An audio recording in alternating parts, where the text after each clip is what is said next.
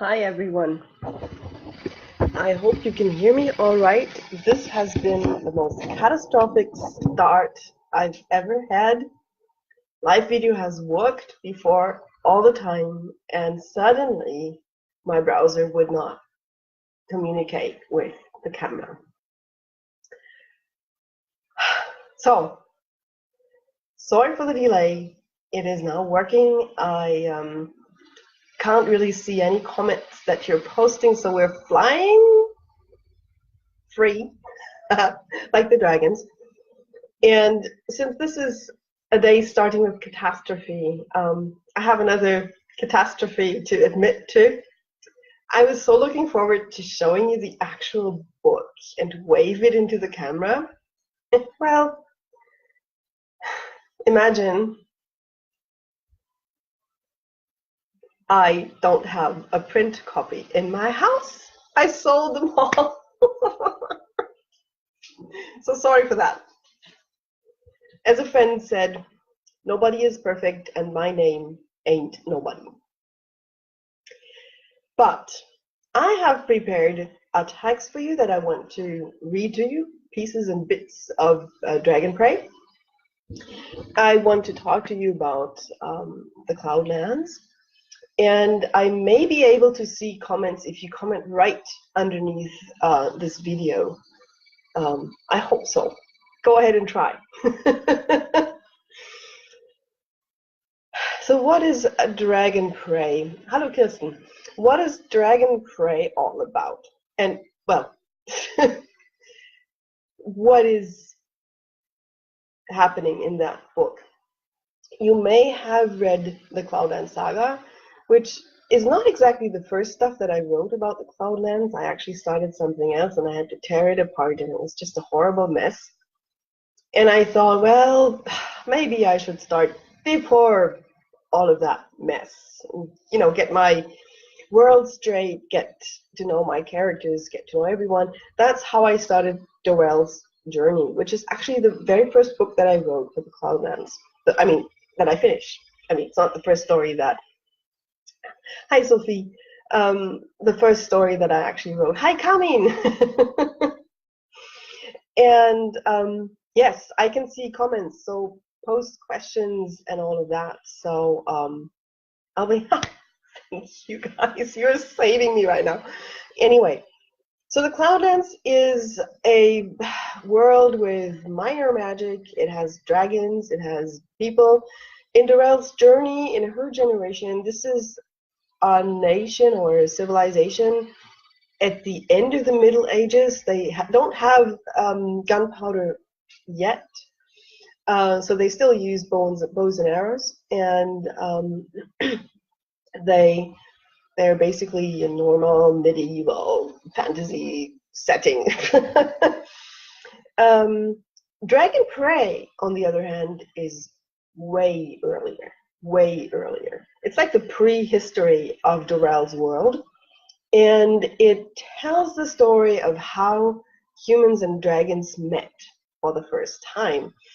And I'm going to read you the first bits of Dragon Prey, and you'll see that that meeting is not actually going well.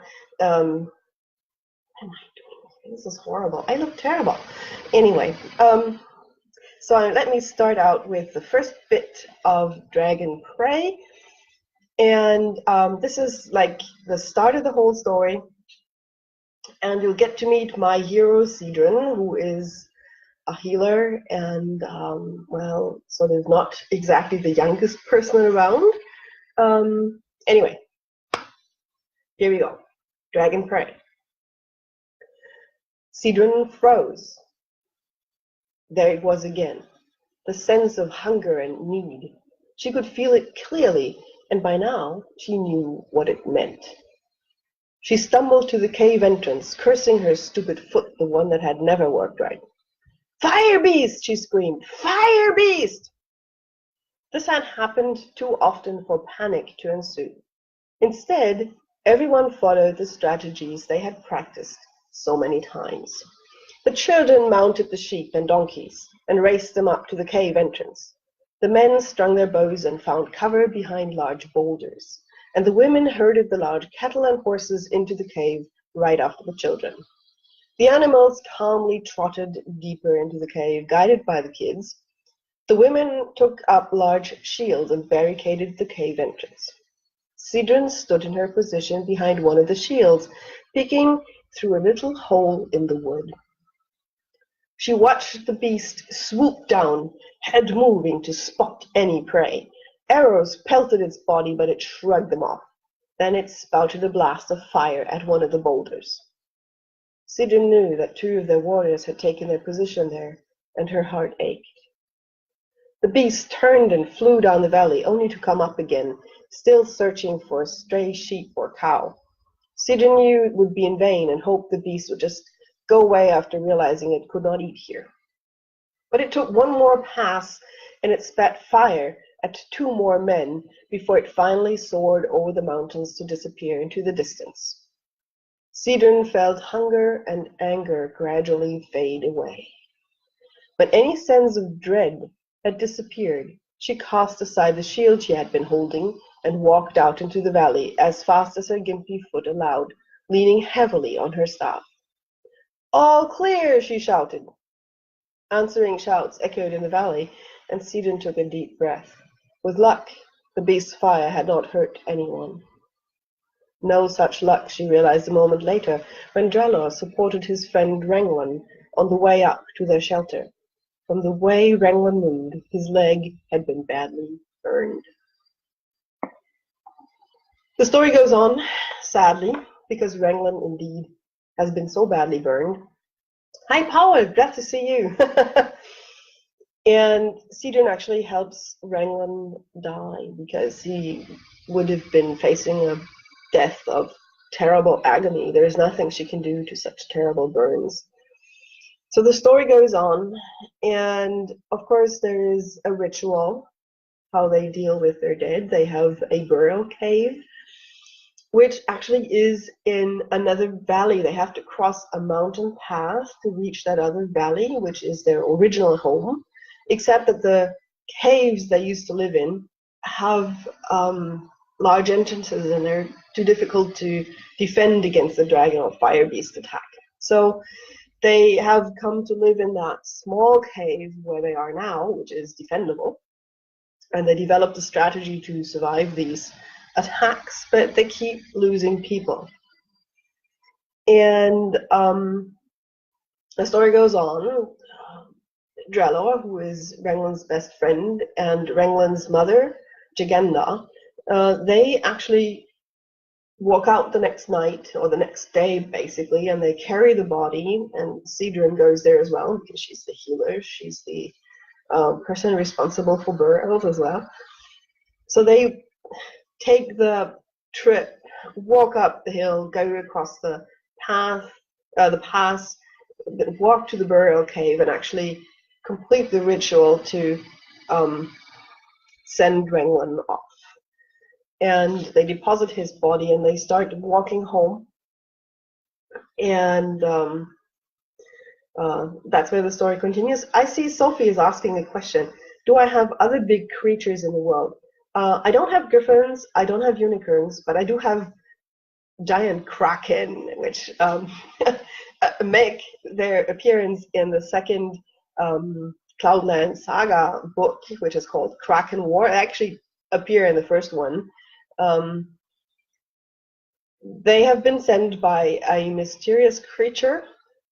This is a riddle that I will solve in the, well, once I finish the current series. I have a third series planned, which is going to be called The Cloudlands Wars, and it's going to have 4 novellas. And that's where I will solve the riddle of who sent the Kraken and what actually happened with the dragons.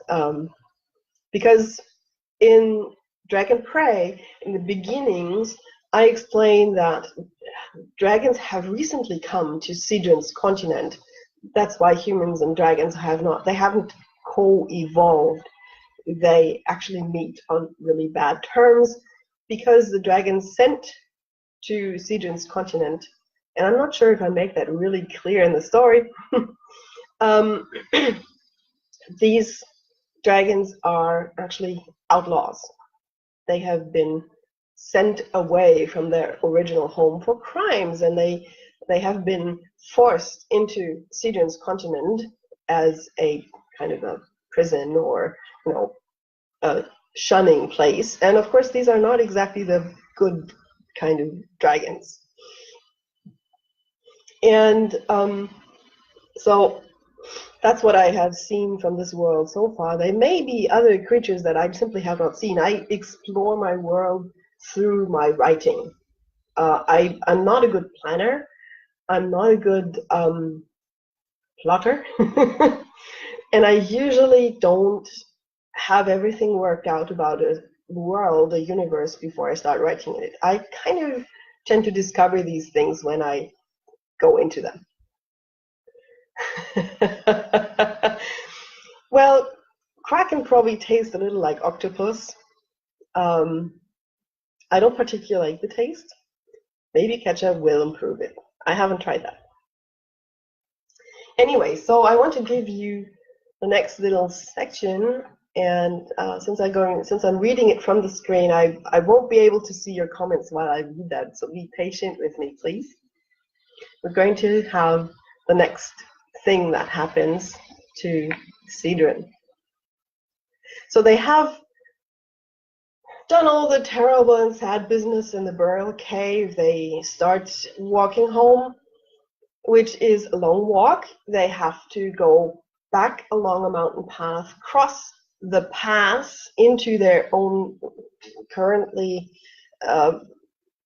used valley, and well, so let's see what happens.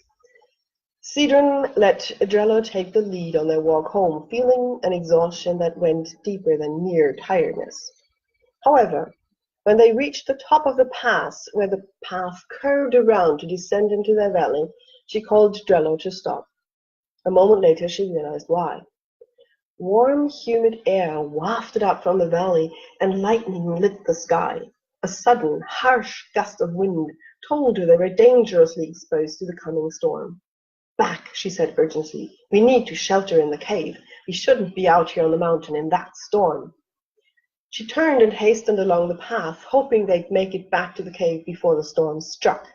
When the path widened, she pressed against the rock to let the others pass. I'm slowing you down. Hurry ahead, and I'll just do my best to catch up to you. She could hear the young warrior take a deep breath of protest. She didn't let him utter the words. Drello, we need every man and woman in the clan in these times. So go ahead and seek shelter. I'll manage. And if the ancestors want to take me, so be it. Jagenda took the time to wrap her arms around Sidron in a tight hug. Please watch out and hurry. I can't bear to lose you on the same day as my son. I'll be fine. Sidron gave her a little nudge. Go and be safe. Thunder rumbled, as if to emphasize her words. Soon, the moon was swallowed by billowing clouds, and Sidron had to walk even more slowly, feeling her way along the narrow mountain path rather than actually seeing it. When rain started to fall, she was reduced to putting one hand on the rock wall to her right to avoid stumbling off the path. Within moments, she was soaked to the skin. Still, she kept walking, stubbornly putting one foot in front of the other, leaning heavily on her staff whenever her bad one had to take her weight. She couldn't let Jaganda down. Lightning slammed into the mountain ahead of her, blinding her. She still felt the shudder that went through the rock beneath her feet, heard the rumble that wasn't thunder. She crouched close to the rock face, sending a plea to the ancestors to protect her and her friends. More lightning illuminated the path in front of her as it was torn away by a rock fall. A heartbeat later, it crumbled beneath her. Sidron fell, dropping her staff and curling into a ball. She tumbled down the mountainside, the world spinning around her until she hit her head on something hard and the world went dark.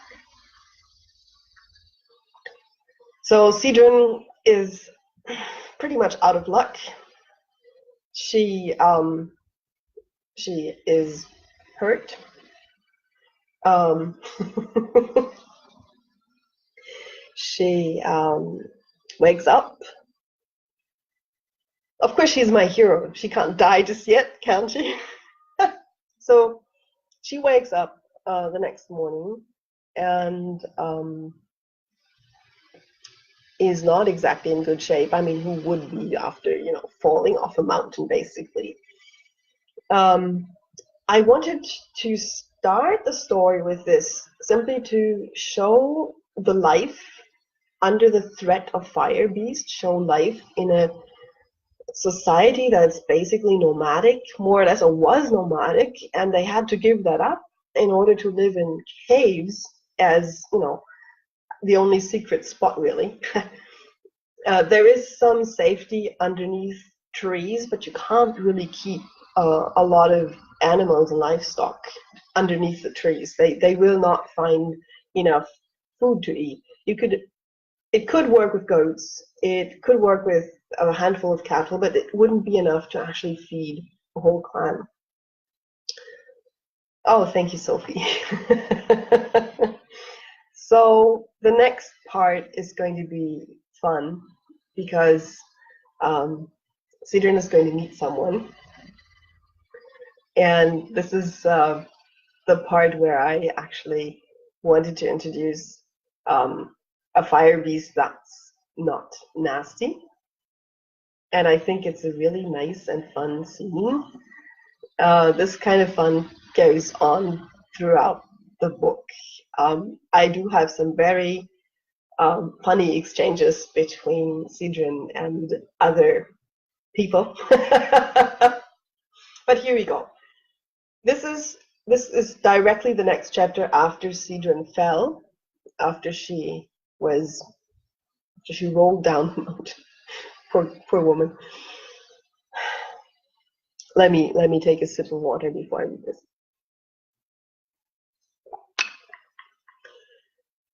Sidrin gradually swam back towards awareness, a slow, painful process. She didn't really want to wake up completely because that meant the pain would become real and she would have to do something about it, would have to work on rescuing herself. The pain promised that this would be extremely difficult and unpleasant. She kept her eyes closed, wishing for oblivion again. Something nudged her. She closed her eyes even more tightly. Another nudge. A sense of curiosity and worry. Sidrin blinked. Pain hit, just as she had feared. She moaned, moved her arm, and hissed. She could sense that her elbow had been dislocated. That would make moving around very difficult because of her bad foot. She gritted her teeth and managed to lift her aching head. Her searching hand found caked blood in her hair. Oh, surprised she had a headache. The sense of worry increased, and Sidrin forced her eyes open. A moment later, she screamed, shock coursing through her body. She scrambled back, only to come up against rock. She scrabbled for a weapon, for anything, and grabbed a large rock. Directly in front of her crouched a dark blue fire beast, staring at her. Sidrin lifted the rock with a shaky hand. "Go away," she rasped, gathering her last bit of courage and strength. The fire beast cocked its head, and Sidrin sensed confusion. It became too difficult to hold up the heavy rock, and so Sidrin let her hands sink to the ground. If the fire beast wanted to take her, so be it. It stretched its hideous, scaly head towards her, and Sidrin held her breath. But the maw stayed closed and the eyes focused on her. The nostrils twitched as it tested her scent. Would it think her tasty? Again, that sense of curiosity and confusion. Sidran blinked as she realized that she was sensing the fire beast's emotions, just as she could sense their hunger. Except this one wasn't hungry, simply curious. Now there's some stuff happening, and the fire beast actually heals her elbow, and that is the start of a very interesting communication. Sidon certainly realizes that this particular fire beast is not out to eat her.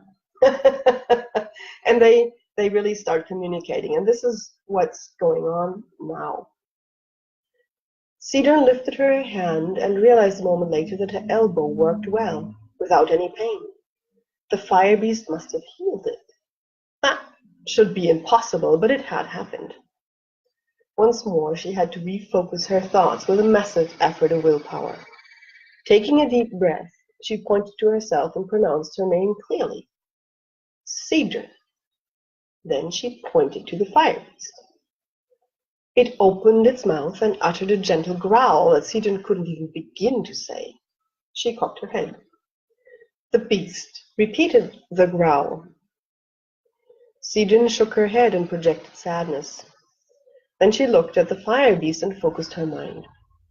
Maybe it could sense more than emotion. Maybe if she sent a clear thought. Sidon, she thought at the fire beast, saying her name again. A wave of happiness flooded her. Kreisha!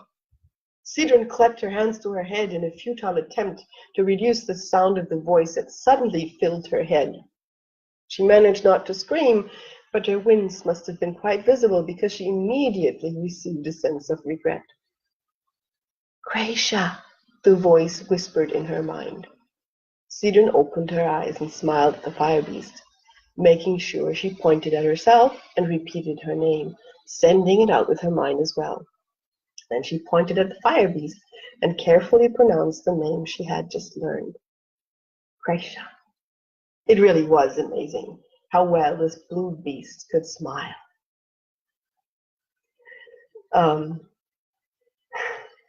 That's how they start to communicate. There's, of course, a bit more around this whole scene. There's Sidon's thoughts about communication.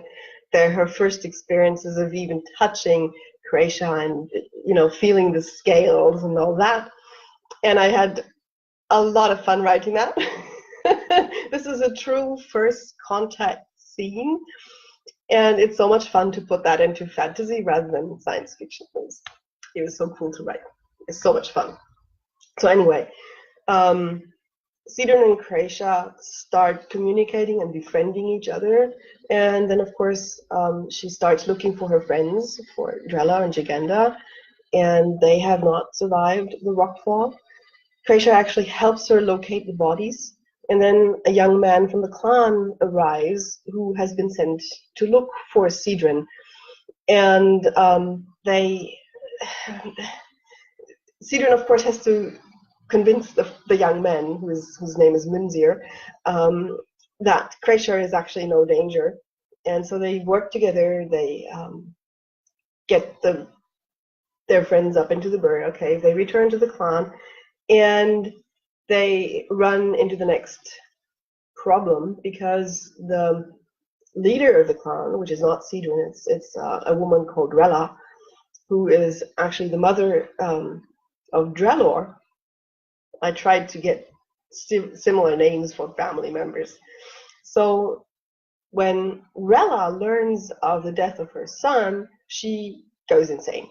She cracks under all this pressure, under the heavy weight of losing all these clan members, of trying to protect her clan during those horrible fire beast attacks, and then she can't actually accept that one of these fire beasts might be peaceful and friendly.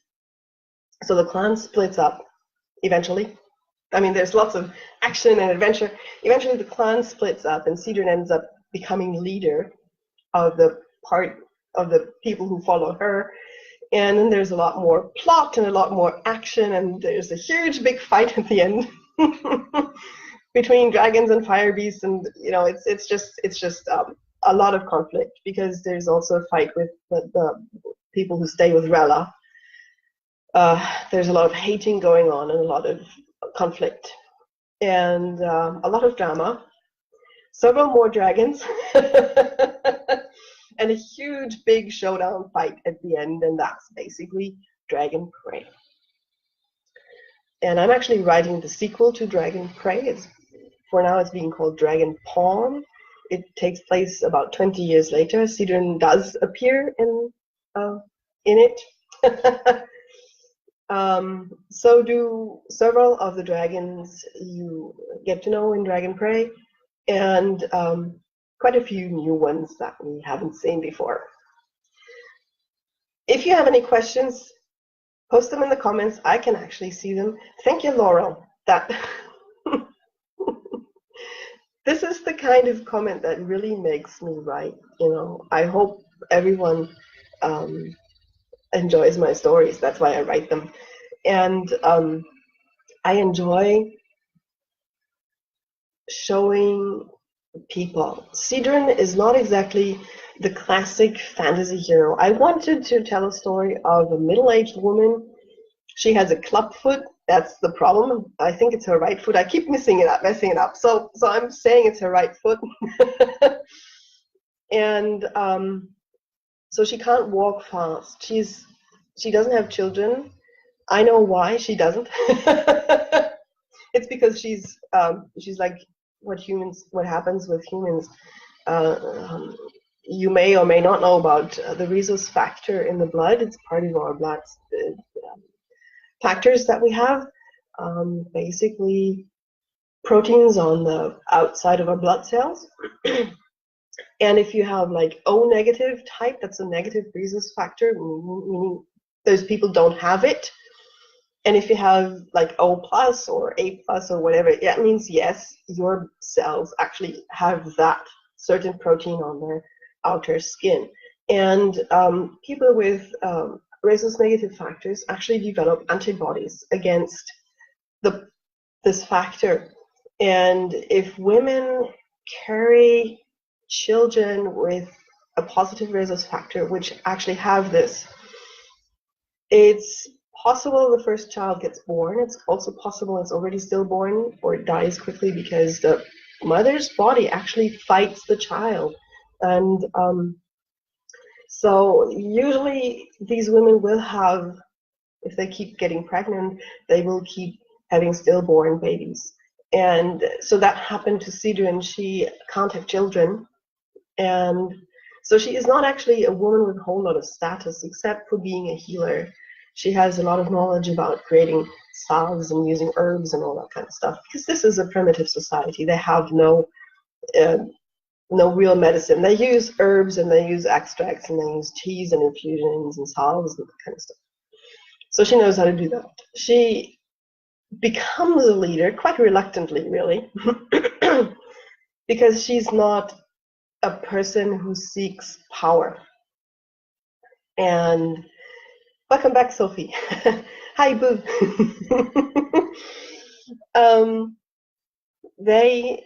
She doesn't crave power at all. She just ends up having to wield it in order to save her people.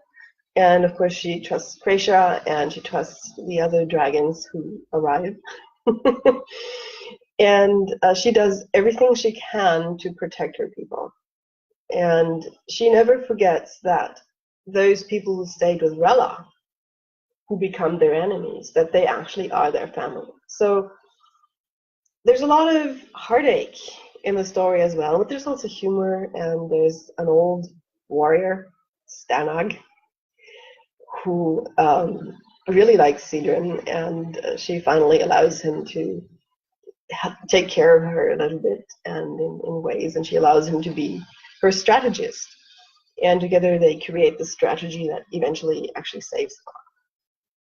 So I really like looking at people and understanding their emotions and their motivations and telling not just an adventure, but also talk about, just describe, just let it happen. Show how characters evolve, how they deal with trauma, how they deal with setbacks and heartache, and how they grow into a better person. That doesn't always happen, because Dorel, for example, in the Cloudland Saga, there is an antagonist called Ferrin, who used to be Dorel's commander. They have, in that time, they have a sky force where they organize dragon riders. It's basically like an air force. It's very military. They have a constant low-level war with a neighboring empire. So there's this commander Farron who actually fights against Dorell throughout the entire series. And Farron starts out as a normal person who has handled dragons all the time. He is basically interested in keeping his wing, his unit of dragons strong and in a fighting force, and Farron throughout the story actually becomes more and more fanatic and insane, and he actually violates everything he believes in the end. And I thought that was interesting development to explore in my writing. I don't have that kind of a bad person in Dragon Prey, except maybe Rella, but we don't see a whole lot of her insanity, because in the end she has one more interaction with Sidron before she dies. And the other antagonists are basically the fire beasts, and Sidron has to deal with that. So I don't have a specific enemy throughout the story of Dragon Prey, but Sidron is confronted with, kind of one emergency after the other, one difficult moment after the other. And I really, really hope you will like it. You feel like reading it. Laurel, I will post a link to I'm going to post the books to read link, which is one that allows you to take any vendor that you prefer, because the book is up on Amazon, obviously, but it's also on iTunes, it's on Kobo, it's on Nook. It will be on Google Play in the next month. So I'm going to post a link when I end this live video so you can actually go and get it. I would love to hear how you enjoy it once you do. I think it is one of my better books. I have a few stories that are quite different. Borderline is one that I love, but if you want something entirely different, look up my story Sequoia. It's a short story. It's only on Amazon right now. It's shamanic. It's magical and shamanic, and it doesn't have dragons at all. So I write mostly short stories, even though I started out doing novels when I started writing 18 years ago now, almost 19. And I find it easier to write novellas right now because they usually have just one string of events. Dragon Pawn actually has two strings of events that have just kind of merged. Fortunately, it makes it easier to write. And I kind of like the simpler structure that a novella offers. Dragon Prey has, I think, 40,000 words, and Dragon Pawn will certainly end up about the same size, possibly a little longer. So if you have any questions, put them in a comment. I actually get a nice little comment column next to my video. And thank you, Sophie. Glad you enjoyed Borderline. I love that little story. It was written for an anthology project, and I knew immediately who would be the main character, which is Yolanda, who also appears in the Cloudland Saga. But I didn't know who she would meet. And it was fun to discover Kevin, and it was even more fun to put him into Betrayal, which is the last book of the Cloudland Saga. That was great fun. And that was an instance of discovering my world through writing stories in it. Now, Laurel, if you sign up to my newsletter, you will be able to download Borderline for free. There's a sign-up link on my website. And in the welcome emails. You get a download link for Borderline. You can choose if you want it as a PDF, which is kind of stupid, but I wanted to offer it a Mobi for the Kindle or an EPUB for any other reader. So that's what I offered to people. Thank you, Kirsten. Sequoia was the very, very, very, very first book that I self-published, and I did that because I couldn't sell it to any short story magazine because it simply would not fit any standard category because it's so shamanic. It has a time travel element, but it doesn't really make time travel the main issue, for example. So that was kind of cool. And I rewrote the ending of Sequoia about 5 times because I just couldn't make it work otherwise. But that was the very first story that I self-published. It was the one that I chose for the experiment, and I never looked back. Never looked back. And there's Pu'ukani Song, which is also a story that I love. It's another short story I wrote for another anthology project, which never materialized. That is also a bit shamanic. It has a whale as a main character, and the whale has some magic, and the whale has a terribly difficult time. He has a difficult adventure, and he becomes something that has never happened before in that whale society. He breaks a glass ceiling, if you wish. So you have lots to choose from. And I will certainly post links to my Amazon author page in the event, and I will post the books to read link for Dragon Prey, and it'll, you'll find everything else. And of course, you can always message me, send me a PM, right on my page or my personal page, my author page. I love contact. And yes, Laurel, I will be actually on the Ask an Author event on Monday the 11th at 10 a.m. I think that's the slot Carmen gave me. So I will be there, and I'll happily talk to you again.